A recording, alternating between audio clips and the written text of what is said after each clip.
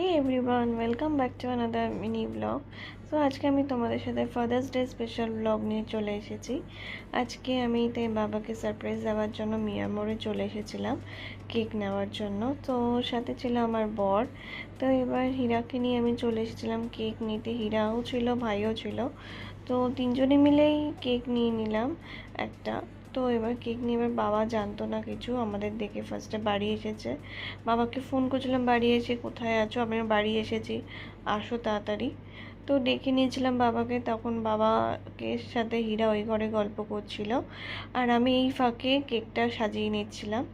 এই ছিল সত্যি বাবারা আমাদের জন্য যা করে, তো তাদের জন্য এইটুকু তো সারপ্রাইজ হয় না।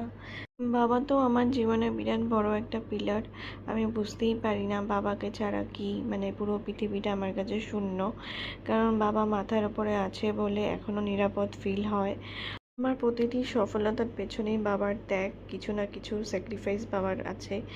বাবা বিয়ের আগে থেকে একটা কথা বলতো, বিয়ে কর, একটা মেয়ের মা হবি যখন, একটা মেয়ের বাবার যে কত জ্বালা, কত যে চিন্তা থাকে, টেনশন থাকে, সেটা এখন হাড়ে হাড়ে বিয়ের পর বাবার প্রতিটা কথা এখন বুঝতে পারছি। স্যার বাবার প্রতিটা কথা যে কতটা সত্যি, যে মেয়ের বাবাদের কতটা একটা চিন্তা হয় মেয়ের বিয়ের পরে।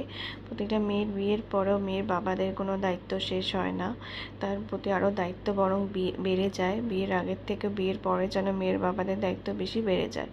এই হোক, বাবার আরেকটা কথাও মিলে গেছে, বিয়ের পর মেয়েকে বিয়ে দিয়ে একটা ছেলে পাবো। সত্যি হীরা বাবার ছেলেই, ছেলে না বেটা। বাবা হীরাকে বেটা বলে ডাকে।